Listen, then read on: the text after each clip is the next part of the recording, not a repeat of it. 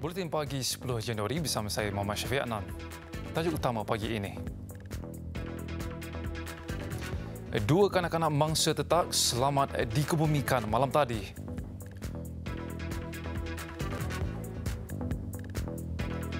Ribuan cengkerik ganggu jemaah beribadat di Masjidil Haram.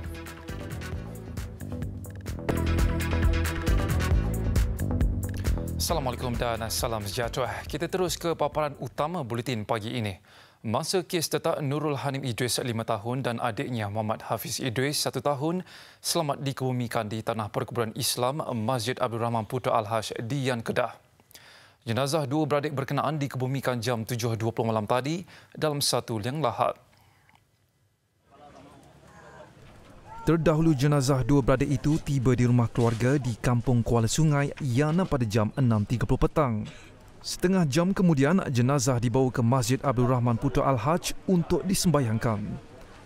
Kedua-dua ibu bapa kanak-kanak itu tidak dapat menahan sebab sebaik jenazah selamat dikebumikan. Turut merasai kesedihan abang sulung mangsa Muhammad Hakim Idris 7 tahun yang kehilangan dua adiknya sekelip mata. Dalam kejadian 11.45 malam kemarin, seorang lelaki yang mempunyai rekod jenayah lampau dipercayai mengamuk dan menyerang bapa saudara mangsa sebelum masuk ke rumah mangsa dan mengelar serta menetap mangsa yang ketika itu sedang tidur.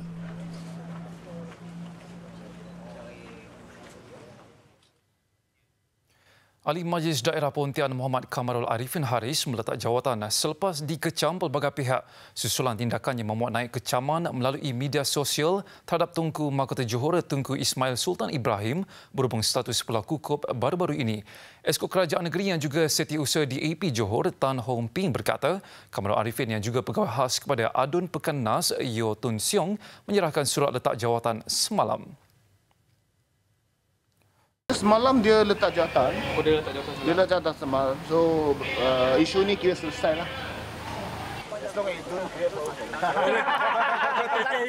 Isu kecaman terhadap TMJ Johor yang dimuat naik Kamarul tular di media sosial menyebabkan pelbagai pihak menggesa kerajaan negeri mengambil tindakan tegas terhadap beliau. Kamarul kemudiannya memuat naik permohonan maaf melalui Facebooknya berjudul Warkah Terbuka memohon maaf atas keterlanjuran bicara selepas menerima pelbagai kecaman orang ramai. Tan Hong Ping yang mewakili DAP turut menghadap Sultan Johor Sultan Ibrahim Iskandar bagi memohon maaf atas keterlanjuran Kamarul.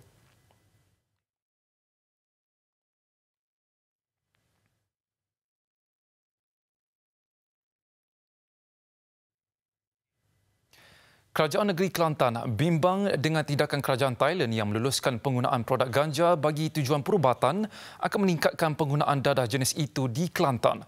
Timbalan Menteri Besar Datuk Muhammad Amar Abdullah berkata, kerajaan negeri bimbang kelulusan itu akan menyebabkan lambakan dadah jenis ganja dan peningkatkan penyeludupan dadah di sempadan Kelantan Sungai Golok. Dia memanglah kalau kita tengok dari segi kebimbangan itu sebab dalam keadaan dadah diharamkan pun pengedarannya berjalan merata kan. Jadi kalau diberikan kebenaran macam cadangan kerajaan Thailand itu akan menambah masalah lagi lah. Terutamanya bagi kita di sempadan ini. Sebab sempadan Kelantan ini luas. Di segi kawalannya agak-agak sukar. Beliau berkata demikian mengulas kenyataan Ketua Polis Negara Tan Sri Muhammad Fuzi Harun yang sebelum ini tidak bersetuju dengan langkah negara jiran itu kerana bakal menimbulkan pelbagai masalah di negara ini. Tan Sri Muhammad Fuzi berkata kelulusan itu akan merumitkan lagi masalah dengan peningkatan salah guna serta pengedaran dadah. Polis juga khawatir dengan kemungkinan lambakan ganja akan diseludup ke negara ini dan akan memperketatkan kawalan di sempadan bagi mengawal agar dadah jenis ganja dan lain tidak masuk ke negara ini.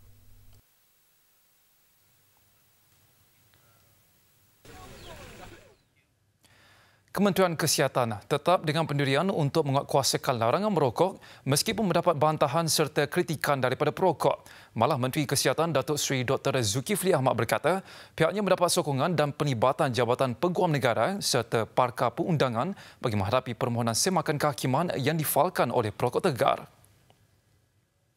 Apapun kritikan itu kita depani dan kita bawa berunding. Dan saya tahu kita ada satu kedudukan apa dikatakan sebagai istilahnya judicial review.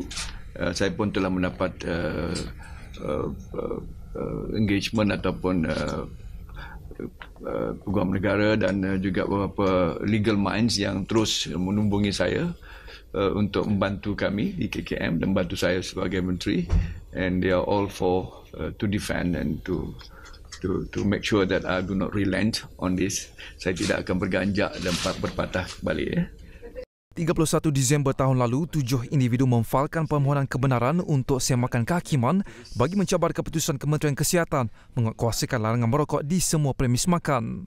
Ditanya sama ada kementerian akan mempertimbangkan cadangan untuk membenarkan aktiviti merokok di premis makan selepas jam 10 malam, Datuk Seri Dr. Zulkifli menyifatkan ia sebagai langkah terkebelakang. Mengulas lanjut, beliau menyambut baik dan sedia berbincang berhubung cadangan mengurangkan kandungan nikotin di dalam rokok sekaligus dapat mengatasi masalah ketagihan. Sehingga 1 Januari lalu sehingga semalam, sebanyak 13,724 surat amaran bertulis dikeluarkan dan 75,280 individu didekati dalam usaha memberi pendidikan mengenai bahaya merokok. Rakyat Malaysia yang terkandas di Krabi, Thailand selepas terbabit dalam kemalangan pada 19 Disember lalu, Abdul Wahab Yahya menyifatkan tragedi yang menimpanya bukan satu bala, sebaliknya Allah hanya menguji keimanannya. Beliau yang ditemui pemberita di lapangan terbang antarabangsa Kuala Lumpur 2 malam tadi berkata, selepas kejadian berkenaan, beliau dapat melihat dengan lebih jelas hikmah yang berlaku kepada dirinya. Tambah Abdul Wahab, beliau dan keluarga juga berhasrat untuk mengambil bayi milik mangsa kemalangan berkenaan yang bakal dilahirkan sebagai anak angkat. Beliau turut dijangka melawat keluarga mangsa Mei ini. Sebelum ini, NSTP melaporkan Abdul Wahab terkandas di Krabi, Thailand selepas motosikal ditunggangnya bersama isteri Junaidah Muhammad Said terbabit dalam kemalangan ketika bercuti di pusat peranginan berkenaan hingga menyebabkan seorang pejalan kaki warga Thailand maut. Akibat kemalangan itu, beliau cedera di bahagian mulut dan perlu menjalani pembedahan untuk membuka jahitan dan skru di tulang pipinya, manakala isterinya mengalami gegaran kecil di kepala. Difahamkan mengikut undang-undang di Thailand, pesalah warga asing perlu membayar ikat jamin selain perlu ada jaminan orang tempatan dengan mencagarkan geran tanah atau rumah bagi memastikan individu yang ditahan tidak keluar dari negara. Malah keluarga mangsa menuntut pampasan RM200,000 sebagai ganti rugi atas kemalangan itu.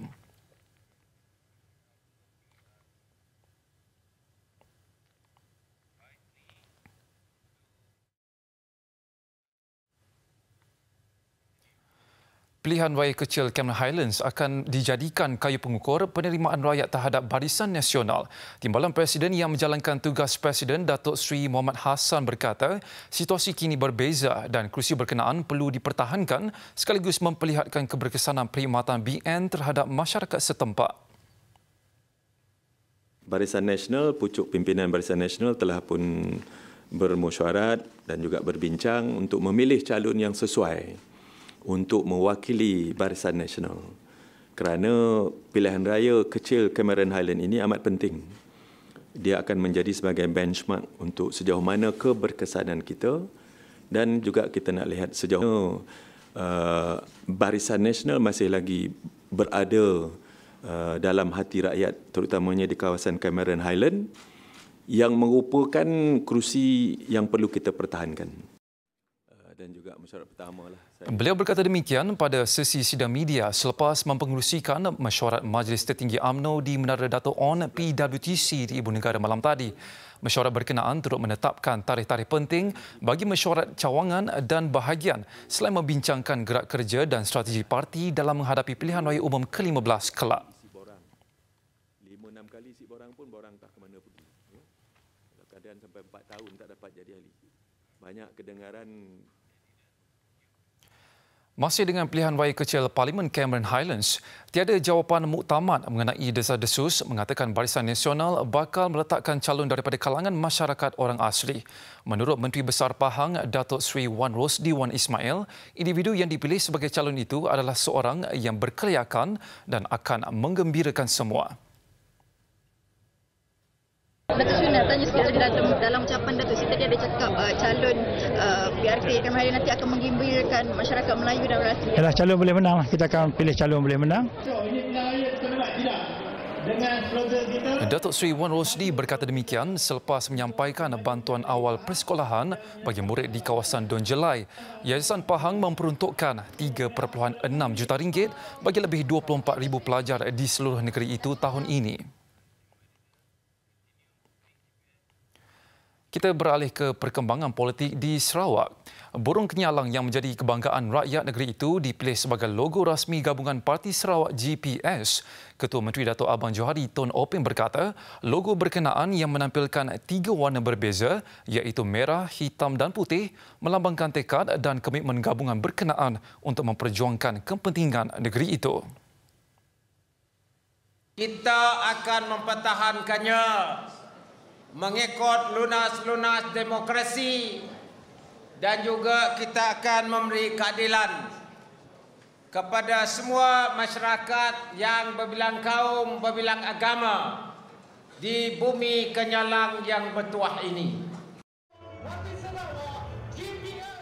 Beliau terdahulu melancarkan logo rasmi GPS di Ibu Pejabat Parti Pesaka Bumi Putera Bersatu di Kuching. Pada majlis sama, Dato' Abang Johari turut menzahirkan penghargaan kepada Menteri Dalam Negeri Tan Sri Muhyiddin Yassin kerana telah membenarkan pendaftaran GPS sebagai sebuah entiti politik mewakili rakyat Sarawak.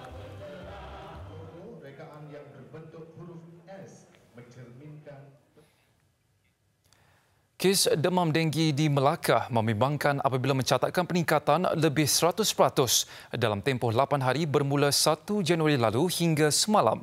Esko Kesihatan dan Anti Dadah Negeri Low Chi Leong berkata sebanyak 24 kes demam denggi direkodkan berbanding hanya 11 kes dalam tempoh sama tahun lalu.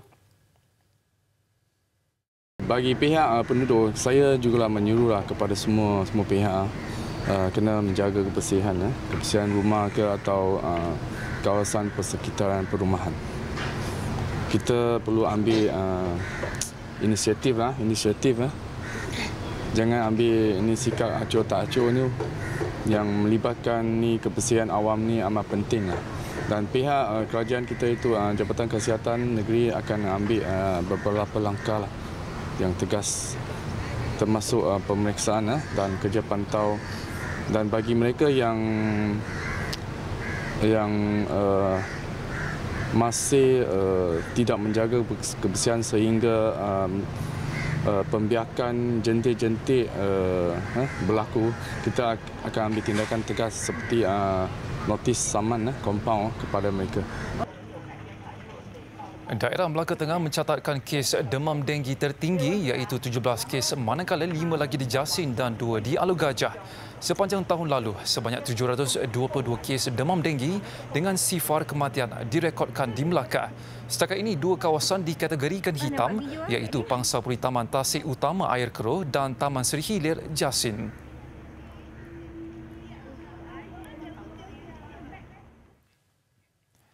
Sepasang suami isteri dikurniakan bayi kembar hasil kaedah persenyawaan in vitro IVF di Hospital Sultanah Nur Zahirah Kuala Terengganu Ahad lalu.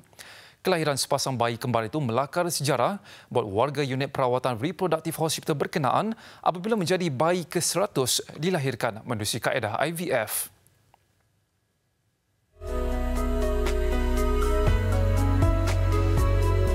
Bayi kembar Nur Fidiamil Rozali, 35 tahun, lahir pada jam 11.28 pagi. Nur Fidiamil yang bekerja sebagai pembantu takbir berkata dia dan suami Zairi Anwar Zakaria, 36 tahun, sudah merancang untuk mendapatkan cahaya mata sebaik melangsungkan perkahwinan pada 2011. Setelah 8 tahun usia perkahwinan, pasangan itu telah pun mencuba pelbagai kaedah termasuk cara tradisional selain merujuk kepada klinik swasta. Doktor kemudian yang mencadangkan mereka menjalani rawatan IVF dan selepas 3 kali menjalani prosedur berkenaan, Nur Fidiamil disahkan mengandung pada Mei tahun lalu. Rasa macam tak percayalah mula-mula tu kan sebab dah 2 kali masuk kan memang tak ada kan, tapi dalam masa yang sama memang betul-betul jagalah pemakanan semua, stres. Memang inilah, apa-apa yang negatif semua saya tak ambil.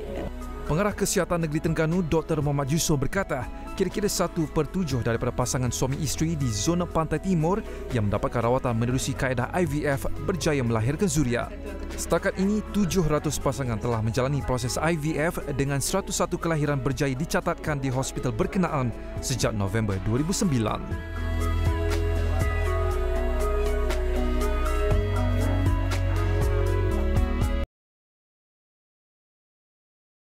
Baiklah, kita terus saja ke laporan sukan. Kejohanan Track Asia di Velodrome Antarabangsa Jakarta, Indonesia. Trio pecut negara diketuai Azizul Hasni Awang memastikan kedudukan podium pada hari pertama apabila berjaya meraih peringkat gangsa malam tadi. Gandingan Azizul Hasni bersama Muhammad Fadil Zonis dan Syafidaw Zarum dalam acara pecut berpasukan mempamerkan kayuhan cemerlang apabila mencatat 44.673 saat untuk meraih gangsa.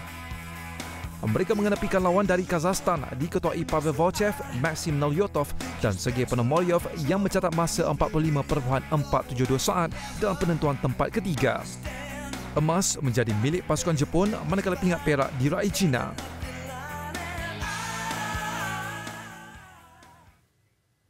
Persatuan Bola Sepak Melaka United Musa hampir pasti menyederapendekkan barisan utama pemain yang bakal menyarung jersey Melaka United musim akan datang.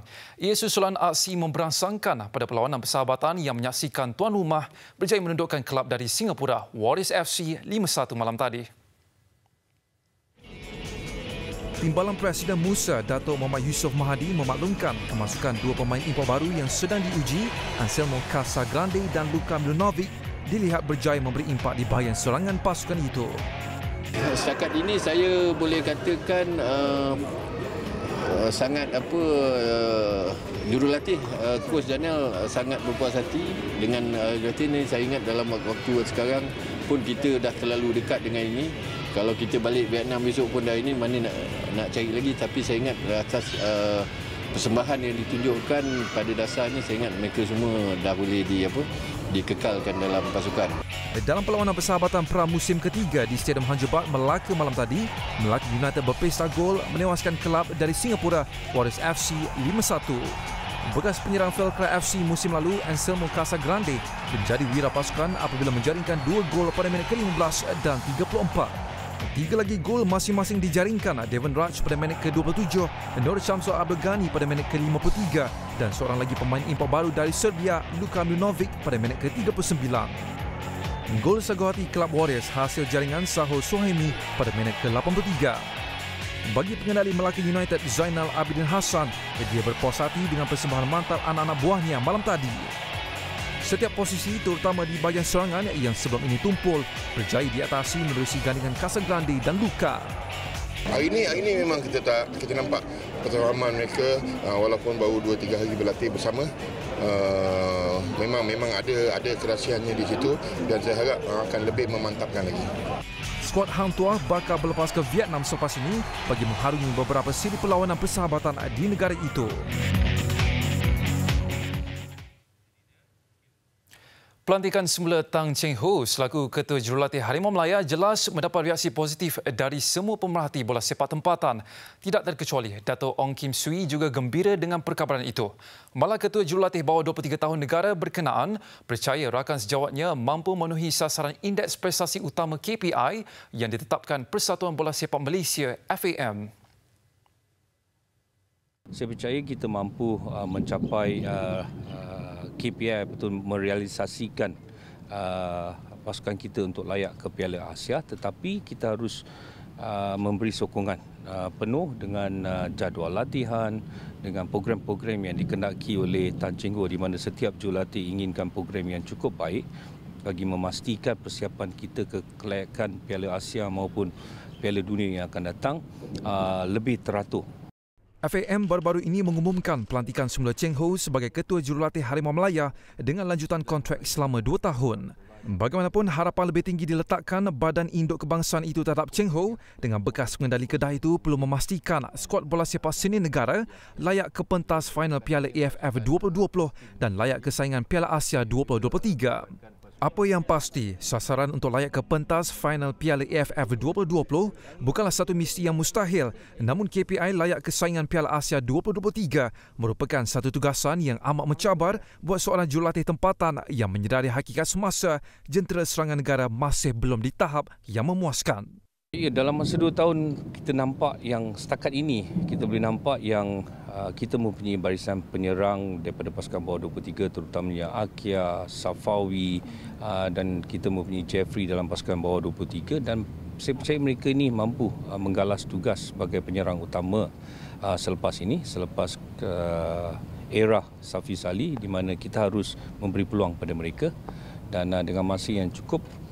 saya pasti Ching Ho dapat melakukan lebih baik dengan penyerang-penyerang muda kita. Terus ikuti perkembangan berita terkini Buletin TV3 di platform media sosial kami. Sekian Buletin Pagi, salam hormat dan Assalamualaikum.